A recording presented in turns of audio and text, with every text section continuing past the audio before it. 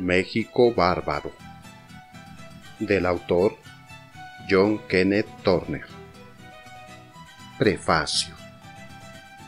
Desde la primera edición de este libro, hace menos de 4 meses que fue impreso, las 2 profecías que contiene se han cumplido. Decía que México está a punto de iniciar una revolución en favor de la democracia y que los Estados Unidos intervendrían con fuerzas armadas si es necesario para sostener a Díaz o a un sucesor dispuesto a continuar su asociación especial con el capital norteamericano. En el momento de escribir estas líneas, hay cerca de 30,000 soldados norteamericanos que patrullan la frontera mexicana y barcos de guerra de los Estados Unidos navegan en la proximidad de puertos mexicanos. Aunque ni un solo soldado llegue a cruzar la línea, ni los barcos disparen un solo tiro, se trata de una intervención efectiva. El propósito declarado es el de aplastar la revolución mediante el cierre de sus fuentes de aprovisionamiento e impedir que los patriotas mexicanos residentes en los Estados Unidos vayan a luchar por la libertad de su país. La acción de movilizar las tropas fue tomada por el presidente Taft sin tener en cuenta los deseos del pueblo norteamericano y sin ofrecer a éste las explicaciones debidas. La incautación por las tropas de los abastecimientos para la revolución y el arresto de reclutas revolucionarios son contrarios no solamente a todas las tradiciones de libertad política sobre las que se supone que está basado este país, sino que son ilegales, criminales y punibles, con multa y prisión según las leyes de los Estados Unidos. No constituye violación de ninguna ley estatal o federal el enviar a México alimentos ni aun armas y municiones con la clara intención de venderlos a los revolucionarios. Sin la proclamación formal de la ley marcial, las autoridades militares no tienen el derecho de transgredir las leyes civiles y si lo hacen están sujetas a multa y prisión por detención ilegal. En la frontera no se ha proclamado la ley marcial. Las autoridades militares a diario violan allí las leyes. Pero las autoridades civiles están acobardadas, el pueblo está también acobardado, y parece que las víctimas mexicanas o norteamericanas no obtienen compensación alguna. Por capricho del Ejecutivo, se han subvertido la ley y la autoridad civil, y respecto a la situación mexicana, los Estados Unidos se han convertido en una dictadura militar tan siniestra e irresponsable como la del propio Díaz. ¿Y para qué se hizo todo esto? Para mantener una esclavitud más cruel que la que existió en nuestros estados del sur, para apoyar a una tiranía política 100 veces más injusta que aquella contra la que lucharon nuestros hombres del 76. Si se permite que de este modo continúe la política de la administración de Taft, tales propósitos serán alcanzados. Hasta ahora, la revolución se ha retardado tanto que aunque al fin gane, tendrán que morir muchos, hombres buenos y valientes que de otra manera podrían vivir. El objeto de este libro ha sido informar al pueblo norteamericano acerca de los hechos ocurridos en México, con el fin de que pueda prepararse para impedir la intervención norteamericana contra una revolución cuya justicia es indiscutible. Hasta ahora, México bárbaro ha fracasado en su propósito. Pero, ¿fracasar al final? ¿Está el pueblo norteamericano tan esclavizado en espíritu como físicamente lo están los mexicanos?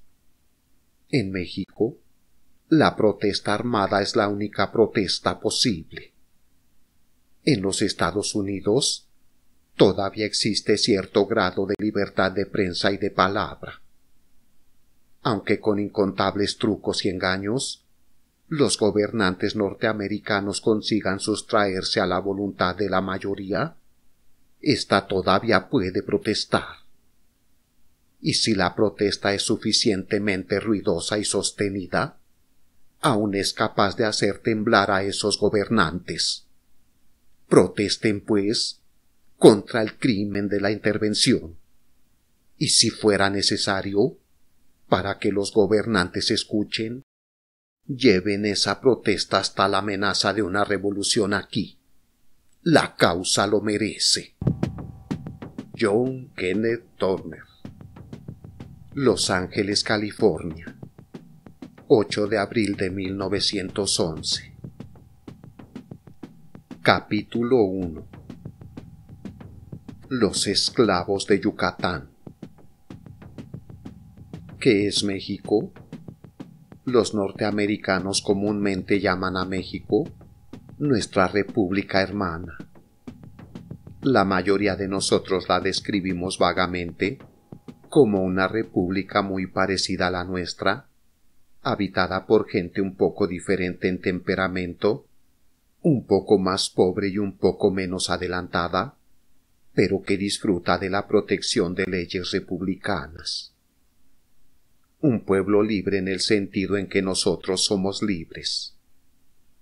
Algunos que hemos visto el país a través de la ventanilla del tren, o que lo hemos observado un poco en las minas o haciendas, describimos esta tierra al sur del río Bravo como regida por un paternalismo benevolente, en el que un hombre grande y bueno todo lo ordena bien para su tonto pero adorado pueblo.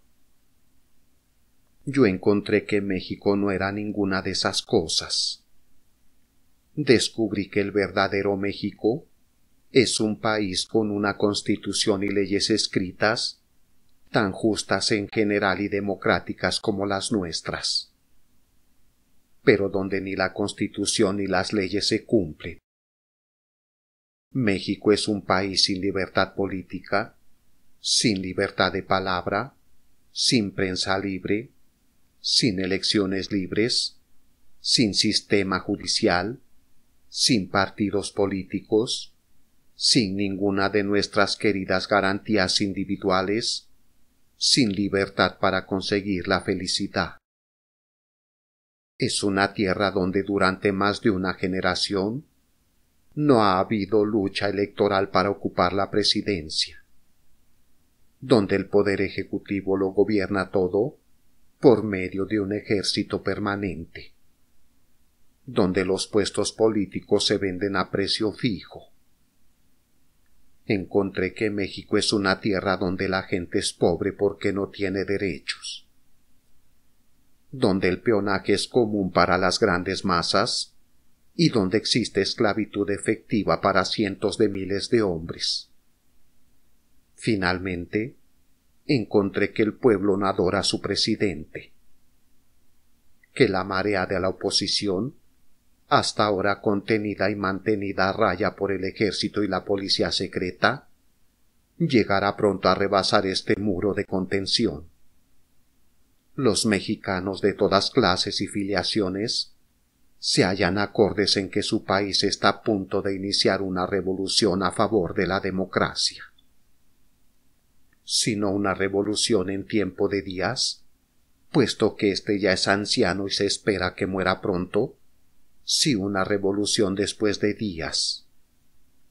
Mi interés especial en el México político se despertó por primera vez a principios de 1908, cuando establecí contacto con 4 revolucionarios mexicanos que entonces se hallaban encerrados en la cárcel municipal de Los Ángeles, California. Eran 4 mexicanos educados, inteligentes, universitarios todos ellos, que estaban detenidos por las autoridades de los Estados Unidos bajo la acusación de planear la invasión de una nación amiga, México, con una fuerza armada desde territorio norteamericano. ¿Porque unos hombres cultos querían tomar las armas contra una república? ¿Por qué necesitaron venir a los Estados Unidos a preparar sus maniobras militares? Hablé con esos detenidos mexicanos. Me aseguraron que durante algún tiempo habían agitado pacíficamente en su propio país para derrocar sin violencia y dentro del marco constitucional a las personas que controlaban el gobierno. Pero por esto mismo, declararon, habían sido encarcelados y sus bienes destruidos. La policía secreta había seguido sus pasos, sus vidas fueron amenazadas y se habían empleado toda clase de métodos para impedirles continuar su trabajo. Por último, perseguidos como delincuentes más allá de los límites nacionales, privados de los derechos de libertad de palabra, de prensa y de reunión, privados del hecho de organizarse pacíficamente para promover cambios políticos, habían recurrido a la única alternativa, las armas. ¿Por qué deseaban derrocar a su gobierno? Porque éste había dejado a un lado la Constitución, porque había abolido los derechos cívicos, que según consenso de todos los hombres ilustrados, son necesarios para el desarrollo de una nación, porque había desposeído al pueblo de sus tierras, porque había convertido a los trabajadores libres en siervos, peones y algunos de ellos hasta en verdaderos esclavos. ¿Esclavitud? ¿Quieren hacerme creer que todavía hay verdadera esclavitud en el hemisferio occidental? Respondí burlonamente. Bah, ustedes hablan como cualquier socialista norteamericano. ¿Quieren decir esclavitud del asalariado o esclavitud de condiciones de vida miserables? No querrán significar esclavitud humana. Pero aquellos 4 mexicanos desterrados insistieron. Sí, esclavitud, dijeron, verdadera esclavitud humana. Hombres y niños comprados y vendidos como mulas, exactamente como mulas, y como tales pertenecen a sus amos. Son esclavos. ¿Seres humanos comprados y vendidos como mulas en América? ¿En el siglo XX? Bueno, me dije, si esto es verdad, tengo que verlo. Así fue como a principios de septiembre de 1908 crucé el río Bravo en mi primer viaje atravesando las garitas del México Viejo.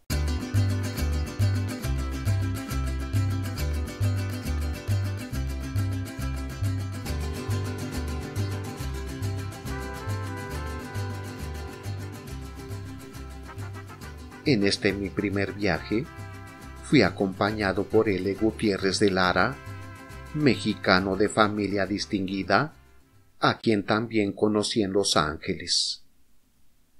De Lara se oponía al gobierno existente en México, hecho que mis críticos han señalado como prueba de parcialidad en mis investigaciones. Por el contrario, yo no dependí de Lara ni de ninguna otra fuente interesada para obtener información, sino que tomé todas las precauciones para conocer la verdad exacta por medio de todos los caminos posibles.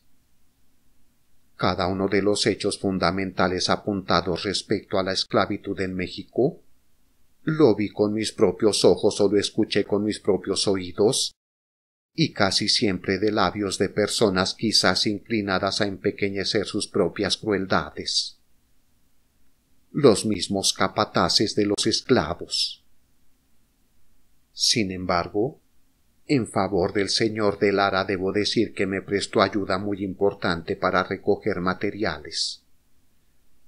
Por su conocimiento del país y de la gente, por su simpática sociabilidad y, sobre todo, por sus relaciones personales con valiosas fuentes de información en todo el país, Con personas bien enteradas, estuve en condiciones de observar y oír cosas que son casi inaccesibles para el investigador ordinario.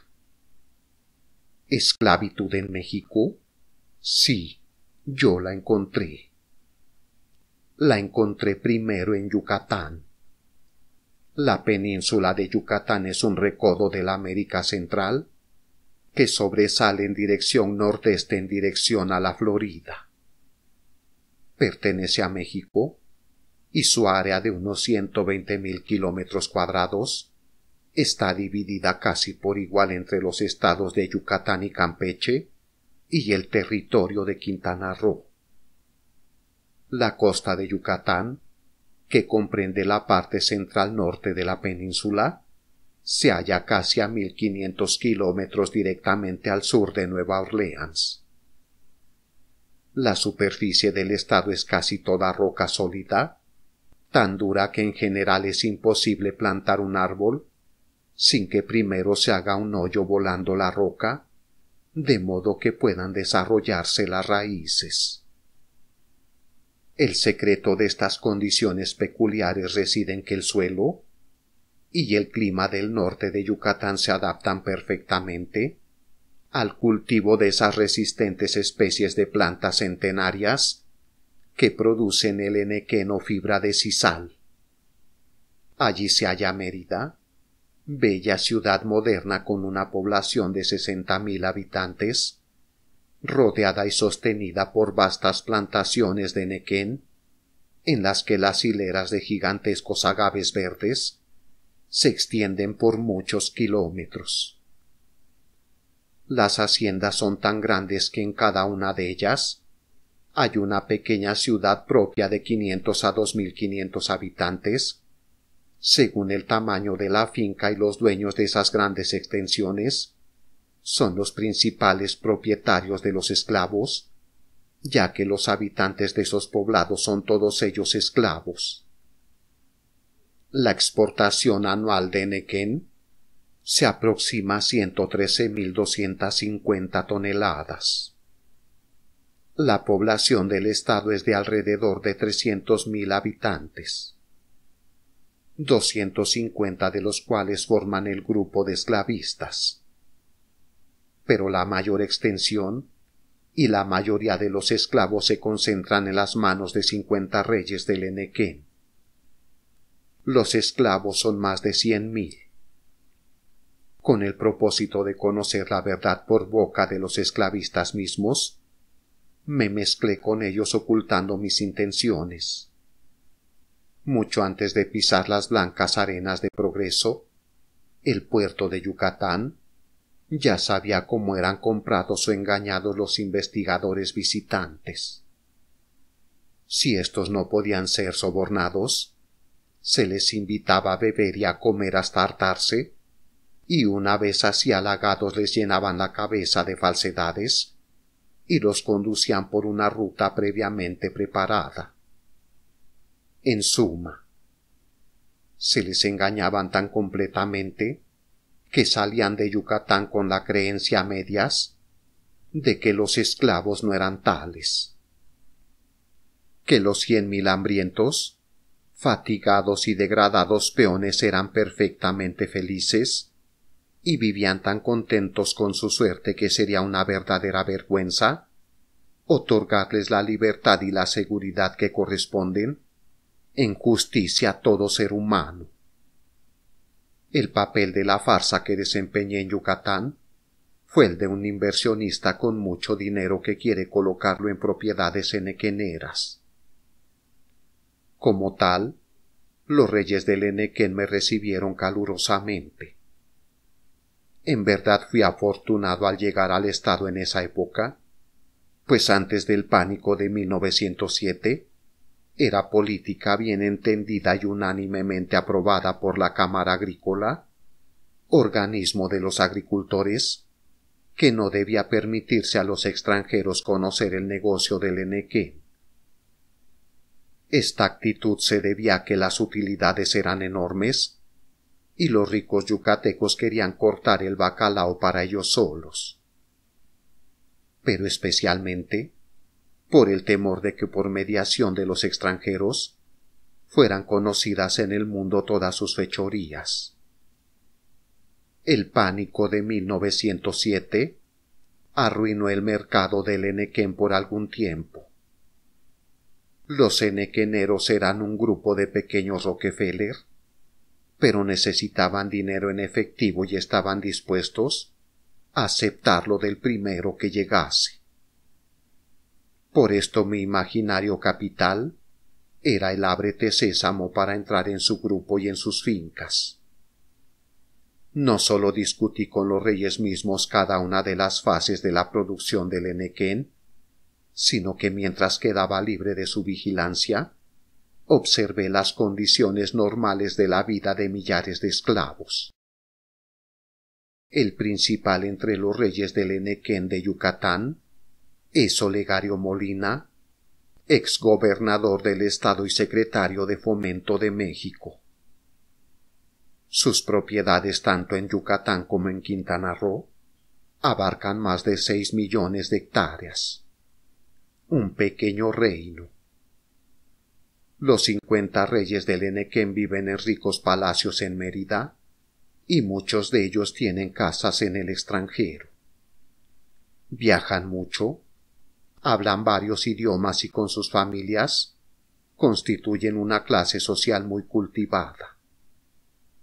Toda Mérida y todo Yucatán, y aun toda la península, dependen de esos 50 reyes del henequén.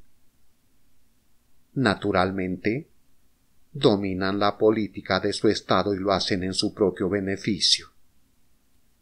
Los esclavos son 8,000 indios yaquis importados de Sonora, 3,000 chinos coreanos y entre 100 y 125,000 indígenas mayas que antes poseían las tierras que ahora dominan los amos henequeneros.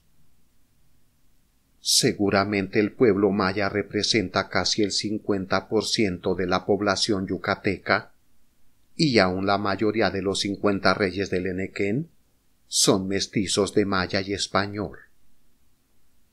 Los mayas son indígenas que, aunque no indios, en el sentido norteamericano común de esta palabra, no son como los de los Estados Unidos, y se les llama así tan solo porque habitaban en el hemisferio occidental cuando llegaron los europeos.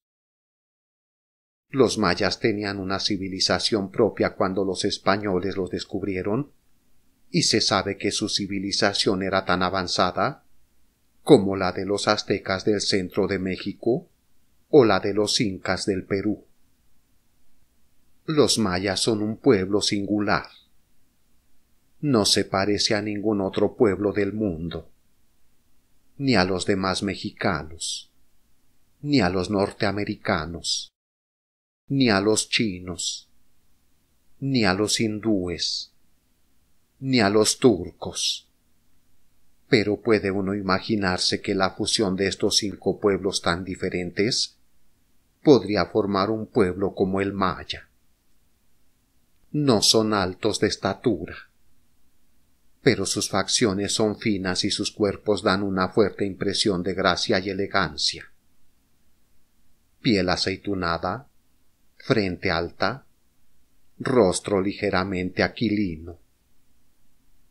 En Mérida, las mujeres de todas clases usan blancos vestidos amplios y sin cintura, bordados en el borde inferior de la falda y alrededor del escote con colores brillantes: verde, azul. Durante las noches siempre tibias, una banda militar ejecuta piezas de música, y cientos de graciosas mujeres y niñas, vestidas de ese modo tan atrayente, se mezclan entre las fragantes flores, las estatuas artísticas y el verdor tropical de la plaza principal. Los hacendados no llaman esclavos a sus trabajadores. Se refieren a ellos como gente u obreros, especialmente cuando hablan con forasteros. Pero cuando lo hicieron confidencialmente conmigo dijeron: sí, son esclavos. Sin embargo, yo no acepté ese calificativo a pesar de que la palabra esclavitud fue pronunciada por los propios dueños de los esclavos. La prueba de cualquier hecho hay que buscarla no en las palabras, sino en las condiciones reales. Esclavitud quiere decir propiedad sobre el cuerpo de un hombre, tan absoluta que éste puede ser transferido a otro. Propiedad que da al poseedor el derecho de aprovechar lo que produzca ese cuerpo, matarlo de hambre, castigarlo a voluntad, asesinarlo impunemente. Tal es la esclavitud llevada al extremo. Tal es la esclavitud que encontré en Yucatán. Los hacendados yucatecos no llaman esclavitud a su sistema. Lo llaman servicio forzoso por deudas. No nos consideramos dueños de nuestros obreros. Consideramos que ellos están en deuda con nosotros. Y no consideramos que los compramos o los vendemos, sino que transferimos la deuda y al hombre junto con ella. Esta es la forma en que don Enrique Cámara Zavala, presidente de la Cámara Agrícola de Yucatán, explicó la actitud de los reyes del Enequén en este asunto. La esclavitud está contra la ley. No llamamos a esto esclavitud, me aseguraron una y otra vez varios hacendados. Pero el hecho de que no se trata de servicio por deudas se hace evidente por la costumbre de traspasarse los esclavos de uno a otro año, no sobre la base de que los esclavos deben dinero, sino sobre el precio que en esta clase de mercado tiene un hombre. Al calcular la compra de una hacienda, siempre se tiene en cuenta el pago en efectivo por los esclavos, exactamente lo mismo que por la tierra, la maquinaria y el ganado. El precio corriente de cada hombre era de 400 pesos, y esta cantidad me pedían los hacendados. Muchas veces dijeron: si compra usted ahora, es una buena oportunidad. La crisis ha hecho bajar el precio. Hace un año era de 1,000 pesos por cada hombre. Los yaquis son transferidos en idénticas condiciones que los mayas. Al precio de mercado de un esclavo, aunque todos los yucatecos saben que los hacendados pagan solamente 65 pesos al gobierno por cada yaqui. A mí me ofrecieron yaquis a 400 pesos, aunque no tenían más de un mes en la región y por lo tanto aún no acumulaban una deuda que justificase la diferencia en el precio. Además, uno de los hacendados me dijo: no permitimos a los yaquis que se endeuden con nosotros. Sería absurdo suponer que la uniformidad del precio era debida a que todos los esclavos tenían la misma deuda. Esto lo comprobé al investigar los detalles de la operación de venta. Uno me dijo: a usted le dan con el hombre la fotografía y los papeles de identificación y la cuenta del adeudo. No llevamos rigurosa cuenta del adeudo, me dijo un tercero, porque no tiene importancia una vez que usted toma posesión del individuo. Un cuarto señaló: el hombre y los papeles de identificación bastan. Si el hombre se escapa, lo único que piden las autoridades son los papeles para que usted los recupere. Una quinta persona aseguró: cualquiera que sea la deuda, es necesario cubrir el precio de mercado para ponerlo libre. Aunque algunas de estas respuestas son contradictorias, todas tienden a mostrar lo siguiente: la deuda no se tiene en cuenta una vez que el deudor pasa a poder del hacendado comprador. Cualquiera que la deuda sea, es necesario que el deudor cubra su precio de mercado para liberarse. Aun así, pensé, no sería tan malo si el siervo tuviera la oportunidad de pagar con su trabajo el precio de su libertad. Antes de la Guerra de Secesión, en los Estados Unidos aún algunos de los esclavos negros, cuando sus amos eran excepcionalmente indulgentes, estaban en posibilidad de hacerlo así. Pero encontré que no era esa la costumbre. Al comprar esta hacienda, me dijo uno de los amos, no tiene usted por qué temer que los trabajadores puedan comprar su libertad y abandonarlo.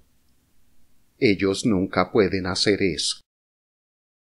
El único hombre del país de quien oí que había permitido a un esclavo comprar su libertad fue un arquitecto de Mérida. Compré un trabajador en 1,000 pesos. Me explicó. Era un buen hombre y me ayudó mucho en mi oficina. Cuando consideré que me convenía, le fijé determinado sueldo a la semana y después de 8 años, quedaron saldados los 1,000 pesos y lo dejé ir. Pero nunca hacen esto en las haciendas. Nunca. De este modo supe que el hecho de que sea por deudas el servicio forzoso no alivia las penalidades del esclavo, ni le facilita la manera de manumitirse, ni tampoco afecta las condiciones de su venta o la sujeción absoluta al amo. Por otra parte, observé que la única ocasión en que la deuda juega algún papel efectivo en el destino de los infortunados yucatecos opera contra estos en vez de actuar en su favor. Por medio de las deudas, los hacendados de Yucatán esclavizan a los obreros libres de sus feudos para reemplazar a los esclavos agotados, desnutridos, maltratados y agonizantes en sus fincas. ¿Cómo se recluta a los esclavos? Don Joaquín Peón me informó que los esclavos mayas mueren con más rapidez que nacen y don Enrique Cámara Zavala me dijo que 2/3 de los yaquis mueren durante el primer año de su residencia en la región. De aquí que el problema del reclutamiento me pareciera muy grave. Desde luego, los yaquis llegaban a razón de 500 por mes. Pero yo no creía que esa inmigración fuera suficiente para compensar las pérdidas de vidas. Tenía razón al pensar así, me lo confirmaron. Pero también me dijeron que a pesar de todo, el problema del reclutamiento no era tan difícil como a mí me lo parecía. Es muy sencillo, me dijo un hacendado. Todo lo que se necesita es lograr que algún obrero libre se endeude con usted, y ahí lo tiene. Nosotros siempre conseguimos nuevos trabajadores en esa forma. No importa el monto de la deuda. Lo principal es que éste exista, y la pequeña operación se realiza por medio de personas que combinan las funciones de prestamistas y negreros.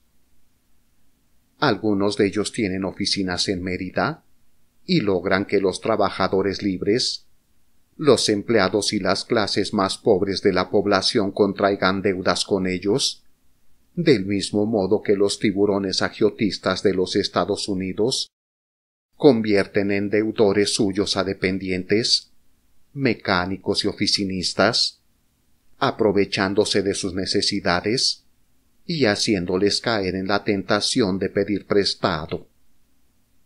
Si estos dependientes, mecánicos y oficinistas norteamericanos residieran en Yucatán, en vez de verse tan solo perseguidos por uno de esos tiburones, serían vendidos como esclavos por tiempo indefinido, ellos y sus hijos, y los hijos de sus hijos, hasta la 3ª o 4ª generación o más allá, hasta que llegara el tiempo en que algún cambio político pusiera fin a todas las condiciones de esclavitud existentes en México.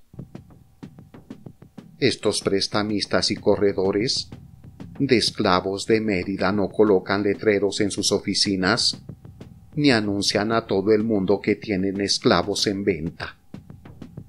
Llevan a cabo su negocio en silencio, como gente que se encuentra más o menos segura en su ocupación, pero que no desea poner en peligro su negocio con demasiada publicidad, como sucedería en las casas de juego protegidas por la policía en alguna ciudad norteamericana. Los propios reyes del Enequén me indicaron, casi siempre con mucha reserva, la existencia de estos tiburones negreros. Pero otros viejos residentes de Yucatán me explicaron los métodos en detalle. Tuve la intención de visitar a uno de estos intermediarios y hablar con él acerca de la compra de un lote de esclavos. Pero me aconsejaron que no lo hiciera, pues él no hablaría con un extranjero mientras éste no se hubiera establecido en la ciudad y probado en diversas formas su buena fe. Estos hombres compran y venden esclavos, lo mismo que los hacendados. Unos y otros me ofrecieron esclavos en lotes de más de uno, diciendo que podía comprar hombres o mujeres, muchachos o muchachas o un millar, de cualquier especie para hacer con ellos lo que quisiera. Y que la policía me protegería y me apoyaría para mantener la posesión de esos mis semejantes. A los esclavos no solo se les emplean las plantaciones de Nequén, sino también en la ciudad como sirvientes personales, como obreros, como criados en el hogar o como prostitutas. No sé cuántas personas en esta condición hay en la ciudad de Mérida, aunque oí muchos relatos respecto al poder absoluto que se ejerce sobre ellos. Desde luego, su cantidad alcanza varios millares. Así pues, el sistema de deudas en Yucatán no solo no alivia la situación del esclavo, sino que la hace más dura. Aumenta su rigor, porque además de que no le ayuda a salir del pozo, sus tentáculos atrapan también al hermano.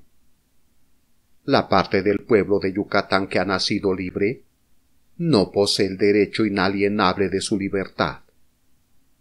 Son libres solo a condición de llegar a ser prósperos, pero si una familia no importa lo virtuosa, lo digna o lo cultivada que sea, cae en el infortunio de que sus padres contraigan una deuda y no puedan pagarla, toda ella está expuesta a pasar al dominio de un enequenero. Por medio de las deudas, los esclavos que mueren son reemplazados por los infortunados asalariados de las ciudades. ¿Por qué los reyes del Enequén llaman a este su sistema servicio forzoso por deudas, en vez de llamarlo por su verdadero nombre? Probablemente por dos razones. Porque el sistema es una derivación de otros menos rígidos que era un verdadero servicio por deudas. Y por el prejuicio contra la palabra esclavitud, tanto entre los mexicanos como entre los extranjeros. El servicio por deudas, en forma más moderna que en Yucatán, existe en todo México y se llama peonaje. Bajo este sistema, las autoridades policíacas de todas partes reconocen el derecho de un propietario para apoderarse corporalmente de un trabajador que está en deuda con él y obligarlo a trabajar hasta que salde la deuda. Naturalmente, una vez que el patrón puede obligar al obrero a trabajar, también puede imponerle las condiciones del trabajo, lo cual significa que éstas sean tales que nunca permitirán al deudor librarse de su deuda. Tal es el peonaje como existe por todo México. En último análisis, es esclavitud. Pero los patrones controlan la policía y la pretendida distinción se mantiene de todos modos.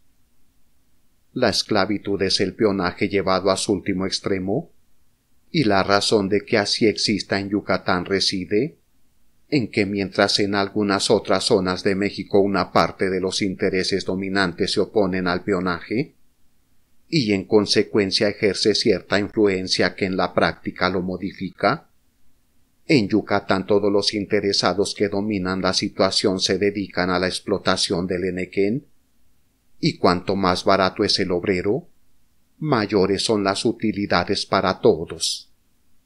Así, el peón se convierte en un esclavo.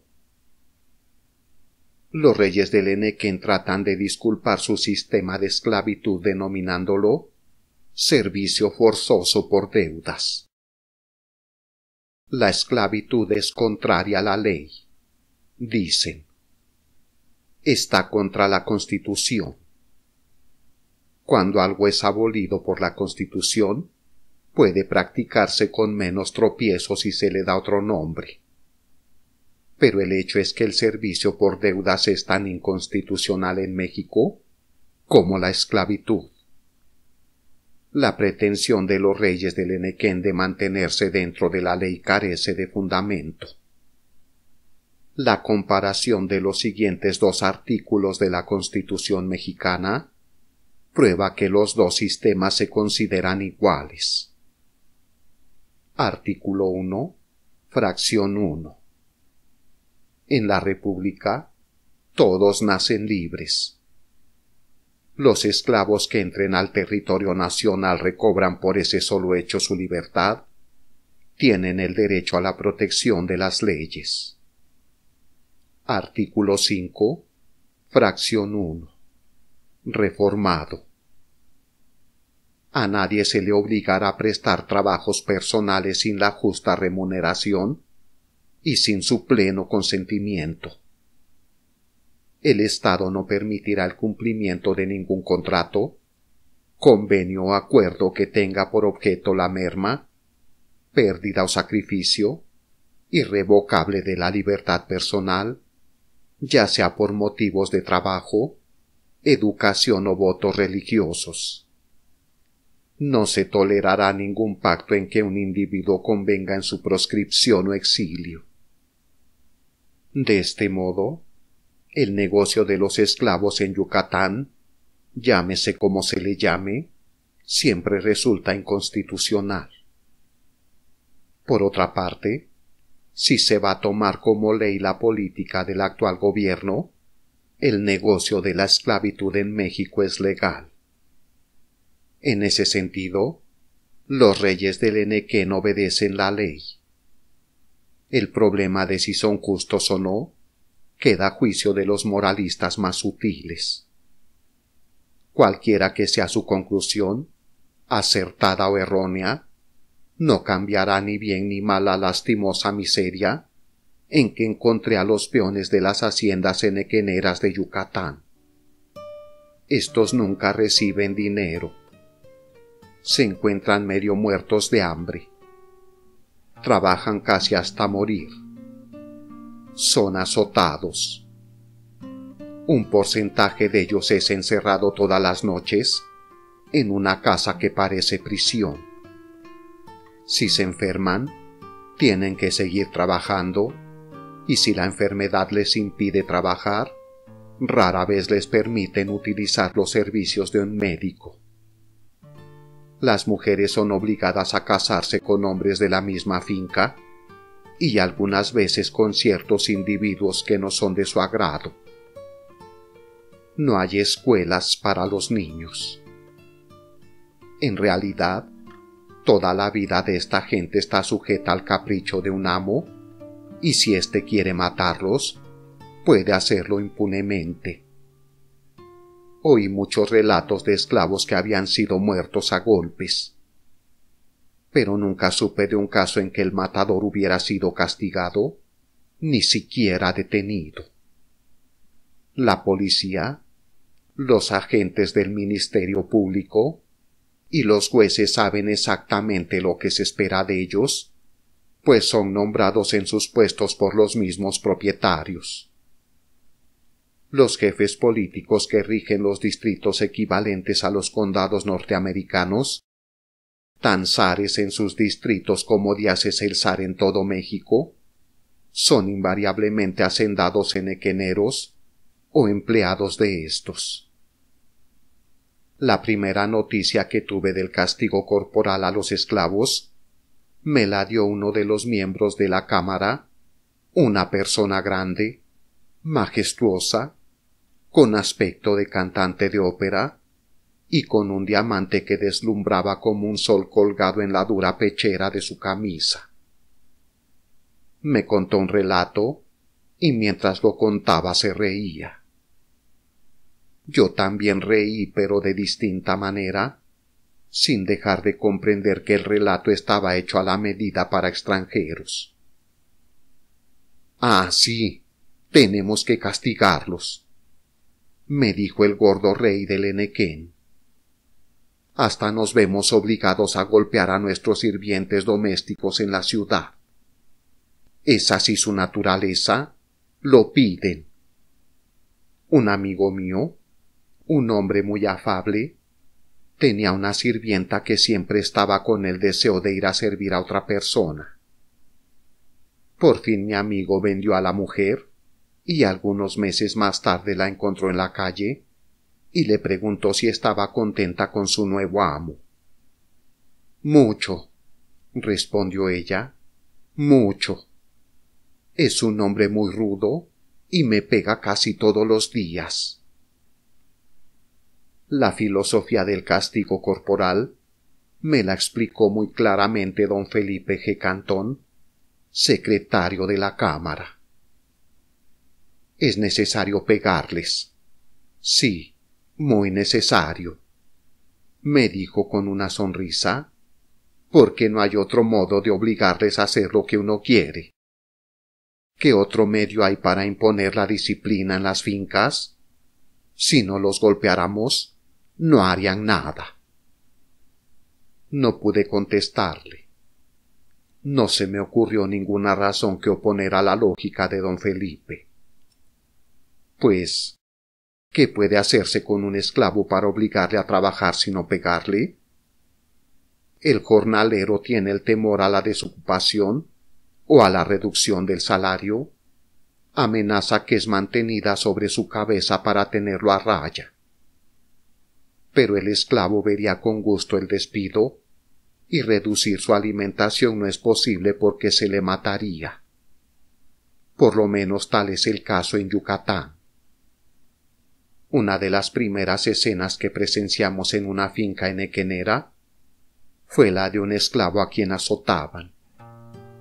Una paliza formal ante todos los peones reunidos después de pasar lista en la mañana temprano.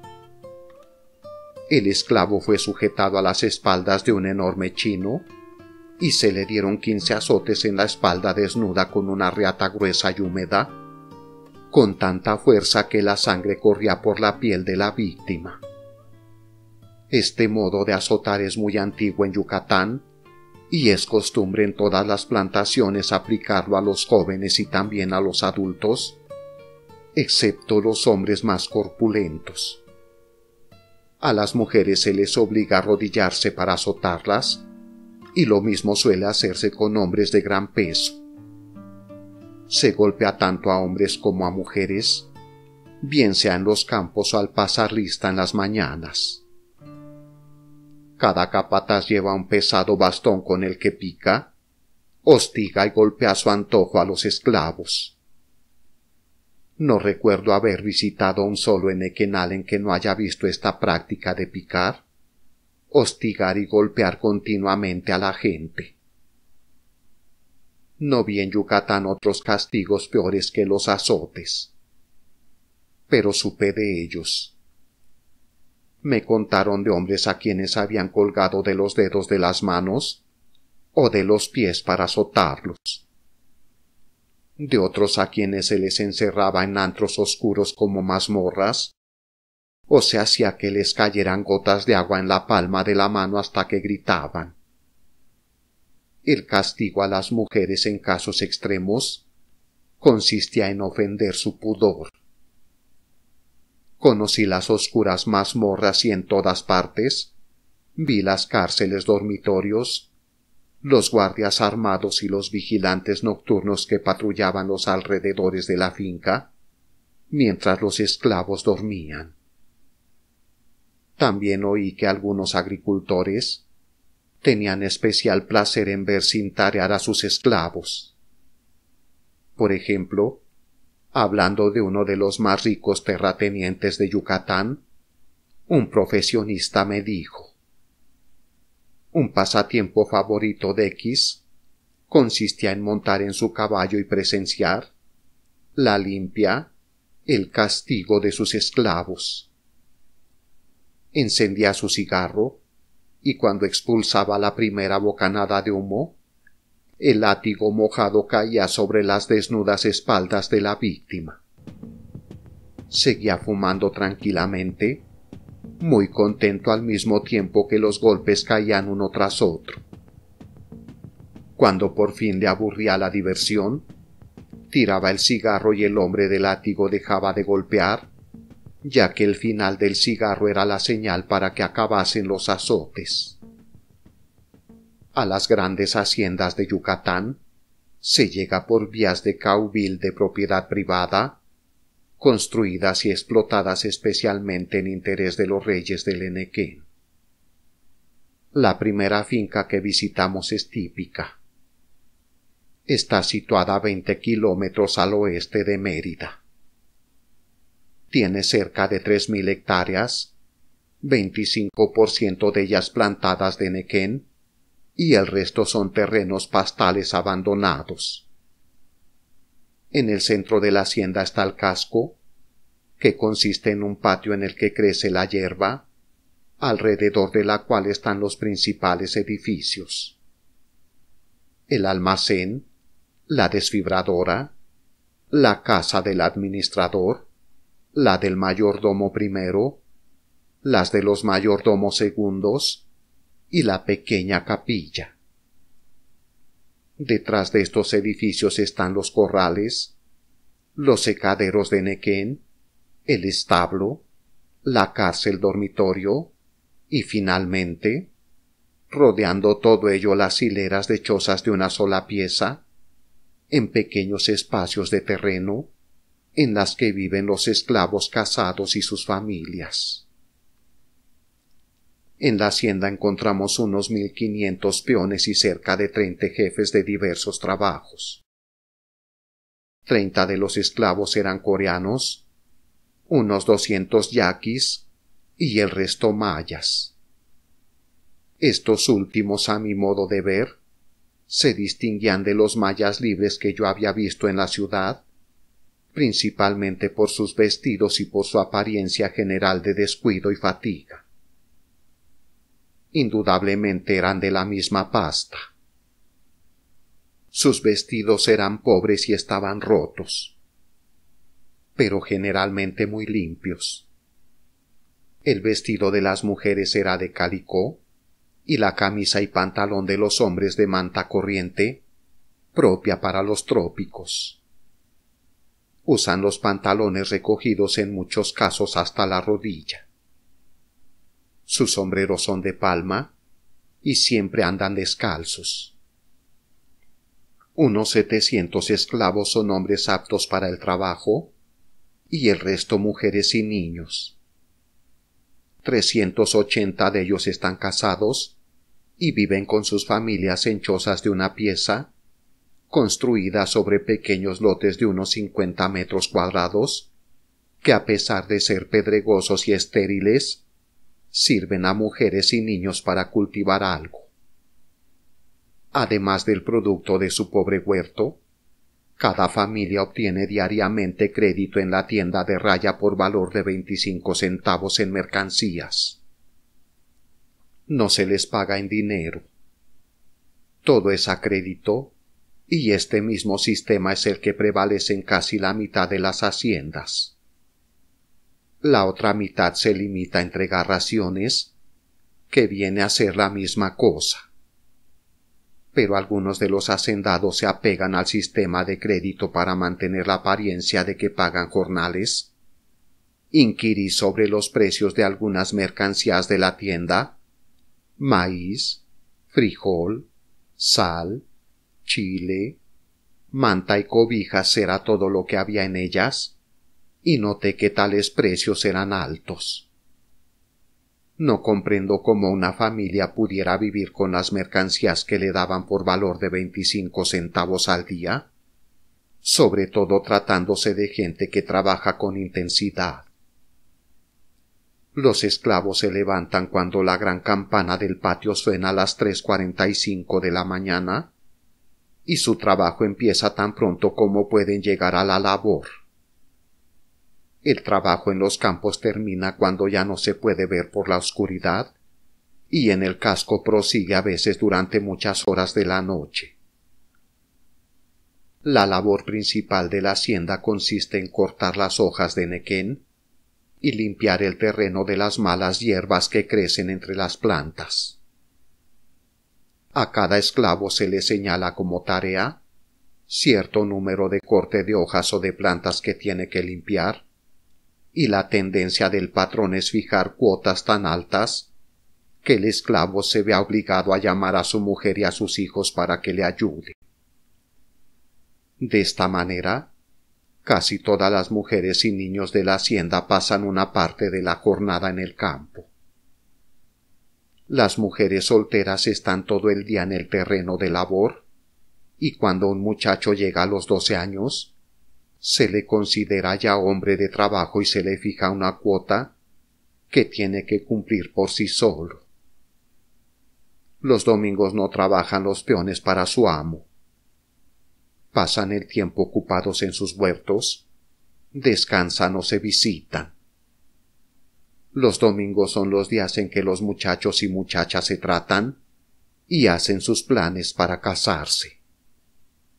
A veces se permite a los peones que salgan de la finca para visitar a los esclavos del vecino, pero nunca se les autoriza casarse con gente de otras haciendas, porque eso ocasionaría que uno u otro de los propietarios tuviese que comprar a la mujer o al marido, lo cual crearía dificultades. Tales son las condiciones que en general prevalecen en todas las fincas enequeneras yucatecas. Pasamos 2 días en la hacienda llamada San Antonio Yaxché y conocimos perfectamente su sistema de trabajo y su gente. Los propietarios de las grandes fincas no duermen en ellas, ni tampoco los administradores. Igual que los propietarios, los administradores tienen sus casas y oficinas en Mérida y visitan las haciendas solamente de 2 a 6 veces por mes. El mayordomo primero es por lo común la autoridad suprema de la finca. Pero cuando el administrador llega, aquel se convierte en un personaje realmente insignificante. Por lo menos así sucedía en San Antonio Yaxché. El mayordomo estaba obligado a inclinarse y a rendir homenaje a su jefe igual que los jefecillos menores. A la hora de la comida, Manuel Ríos, el administrador, mi compañero, con mucho disgusto de Ríos, que lo veía como un subordinado, y yo comíamos solos con gran ceremonia, mientras el mayordomo daba vueltas alrededor de la mesa, dispuesto a salir corriendo para cumplir al instante lo que le pidiéramos. En nuestra primera comida, que fue la mejor que probé en todo México, sentí un fuerte impulso de invitar al mayordomo a que se sentase y tomara algo. Pero no lo hice y después me alegré, porque antes de abandonar la hacienda me di cuenta de que hubiera cometido una terrible falta. En los campos vimos cuadrillas de hombres y muchachos, unos chaponando las malas hierbas que crecen entre las gigantescas plantas, y otros cortando con machetes las enormes pencas. La recolección de estas se hace de modo continuo. En los 12 meses del año y durante este periodo se revisa 4 veces cada planta. Suelen cortarse 12 hojas, las más grandes dejando las 30 más pequeñas, para que crezcan durante 3 meses. El obrero corta la hoja por su raíz, quita las espinas de los bordes, suprime la púa terminal, cuenta las hojas que quedan en la planta y las que se han cortado, las apila formando haces y finalmente lleva estos hasta el extremo de su hilera, en donde los recogen vehículos tirados por mulas, los cuales ruedan sobre rieles desmontables. Pude darme cuenta de que la tierra, quebrada y rocosa, daña mucho los pies, de que las pencas de nequén son espinosas y traidoras, y de que el clima es duro, cálido y sofocante, a pesar de que estábamos en la temporada allí considerada como fría. Los hombres vestidos de andrajos y descalzos trabajan sin descanso con mucho cuidado y con la velocidad de los obreros destajistas mejor pagados. También trabajan a destajo y su premio consistía en librarse del látigo. Se veían aquí y allá mujeres y niños, y a veces niñas que representaban 8 o 10 años. La cuota diaria acostumbrada en San Antonio Yaxché es de 2000 hojas, pero me dijeron que en otras haciendas llega hasta 3000. Las hojas de nequén, una vez cortadas, se llevan a un gran edificio construido en medio del casco de la finca, donde se elevan por medio de montacargas y se colocan en una banda móvil que las conduce a la desfibradora. Esta es una máquina con fuertes dientes de acero que raspan las gruesas hojas, de lo que resultan 2 productos: un polvo verde, que es desperdicio, y largas fibras como cabellos de color verduzco, que es el enequén. La fibra se lleva en un tranvía al secadero, donde adquiere el color del sol.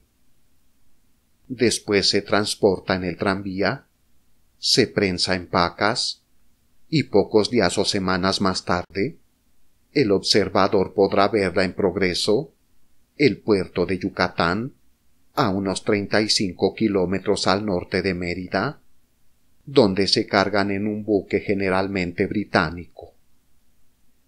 Los Estados Unidos compran casi todo el enequén de Yucatán, del cual nuestro Trust Cordelero, considerado como afiliado a la Standard Oil, absorbe más de la mitad.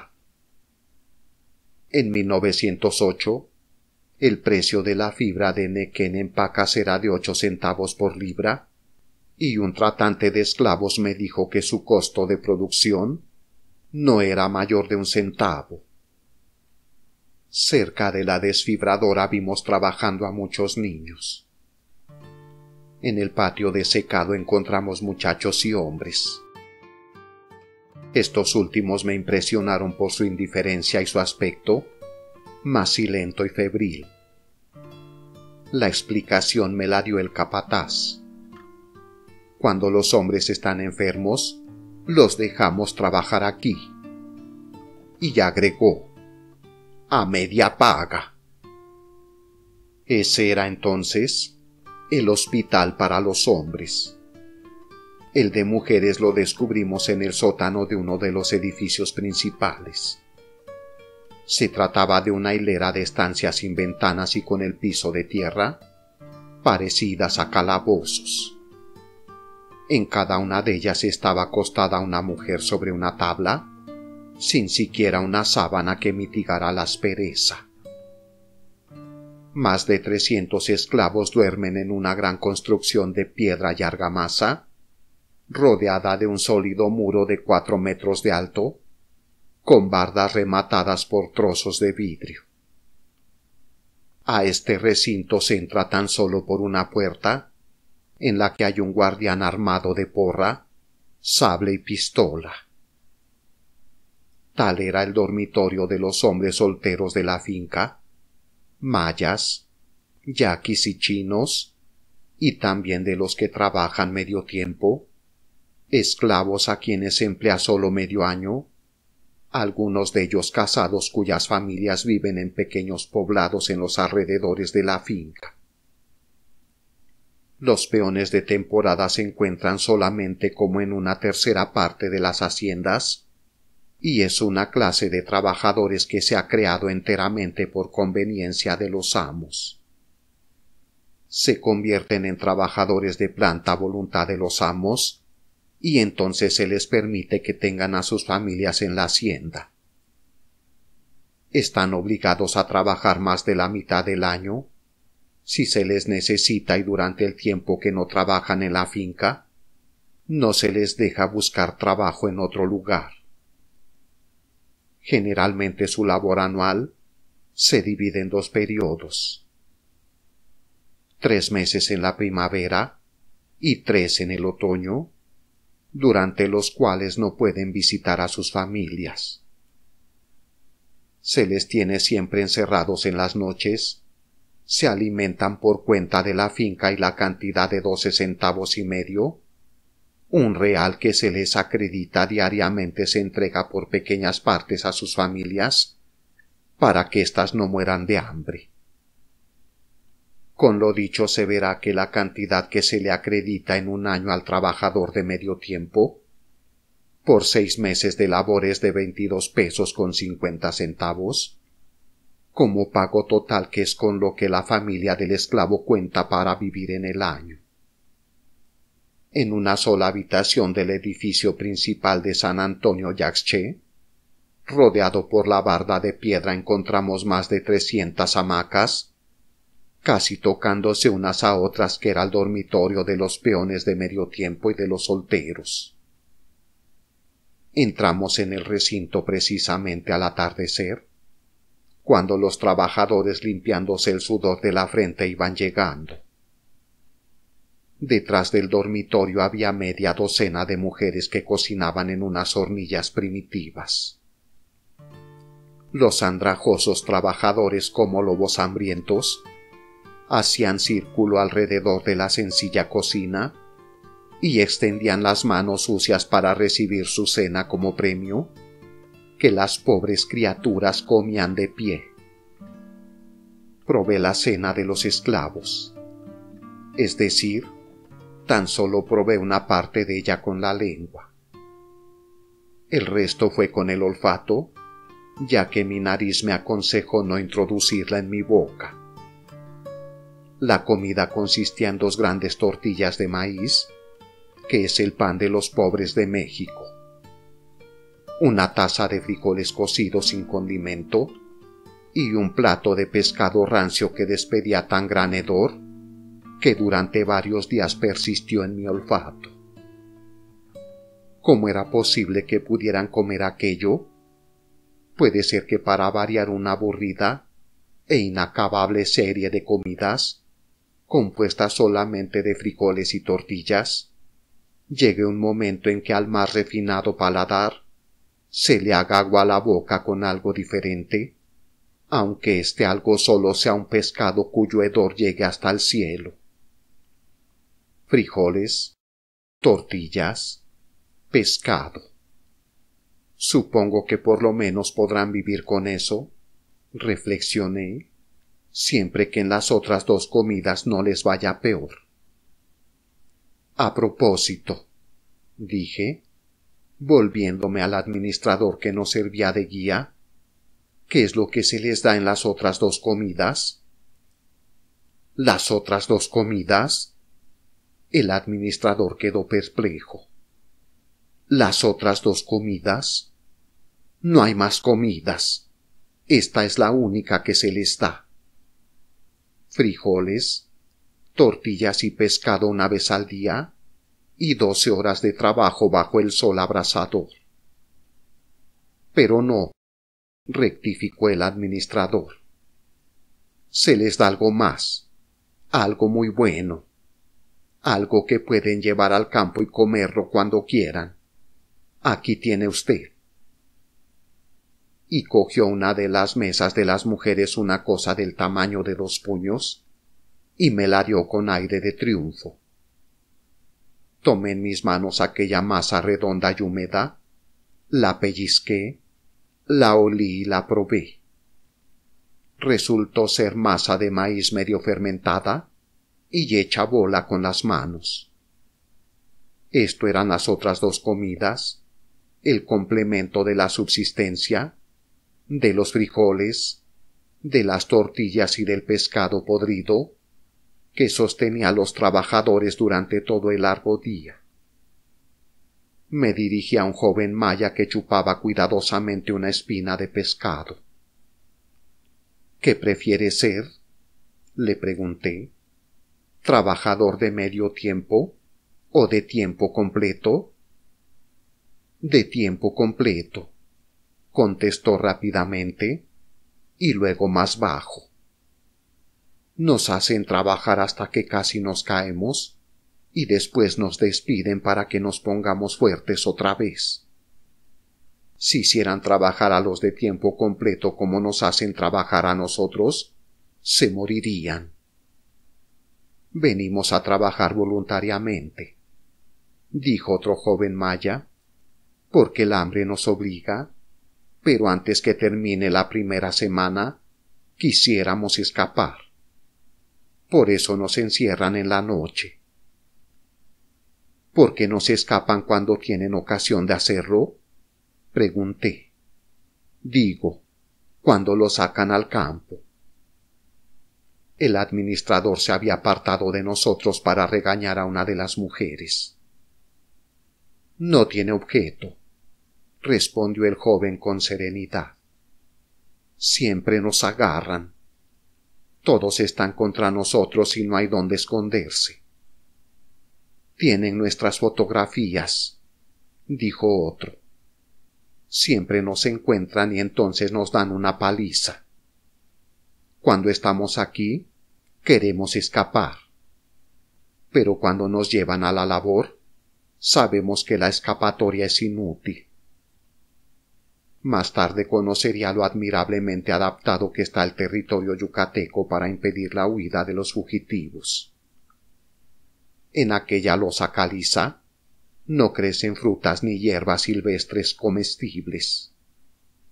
No hay manantiales, ni sitio donde una persona pueda cavar un pozo sin dinamita y un taladro para roca. De modo que todo fugitivo con el tiempo tiene que llegar a una finca o a la ciudad y en un lugar u otro se le detiene para su identificación. Un trabajador libre que no lleve papeles para demostrar que lo es, está siempre expuesto a que lo encierren y a pasar grandes apuros para demostrar que no es esclavo fugitivo. A Yucatán se le ha comparado con la Siberia rusa. Siberia, me han dicho algunos refugiados políticos mexicanos, es un infierno congelado. Yucatán es un infierno en llamas. Pero yo no encontré muchos puntos en común entre los dos países. Es cierto que los yaquis son desterrados en cierto sentido, y además desterrados políticos. Pero también son esclavos. Los desterrados políticos de Rusia no son esclavos. Según Kennan, se les permite llevar con ellos a sus familias, elegir su propia morada, vivir su propia vida, y a menudo se les entrega una cantidad mensual con la que se sostienen. Yo no puedo imaginar que la lejana Siberia sea tan mala como Yucatán. El esclavo de Yucatán no tiene hora para la comida, como la tiene el obrero agrícola norteamericano. Sale al campo en la madrugada y come, por el camino su bola de masa agria. Agarra su machete y ataca la primera hoja espinosa tan pronto como hay luz suficiente para ver las espinas, y no deja para nada el machete hasta el atardecer. Millares de grandes hojas verdes por día constituyen su tarea, y además de cortarlas, recortarlas y apilarlas, las tiene que contar, lo mismo que el número de hojas que quedan en cada planta, procurando estar seguro de que no ha contado muchas de más o de menos. Se estima que cada planta produce 36 pencas nuevas al año. 12 de estas, las más grandes, se cortan cada 4 meses. Pero cualquiera que sea el número de las que se corten, tienen que quedar exactamente 30 después del corte. Si el esclavo deja 31 o 29, se le azota. Si no llega a cortar 2000, se le azota. Si no recorta bien la orilla de las hojas, se le azota. Si llega tarde a la revista, se le azota. Se le azota por cualquier otra falta que alguno de los jefes imagina que ha descubierto en su carácter o en su aspecto. Siberia, a mi parecer, Siberia es un asilo de huérfanos comparada con Yucatán. Una y otra vez comparé en la imaginación el estado de los esclavos de nuestros estados del sur antes de la guerra civil y siempre resultó favorecido el negro. Nuestros esclavos del sur estaban casi siempre bien alimentados. Por regla general no trabajaban con exceso. En muchas de las plantaciones rara vez se les pegaba. De cuando en cuando era costumbre darles algo de dinero para pequeños gastos, y se les permitía salir de la finca por lo menos una vez por semana.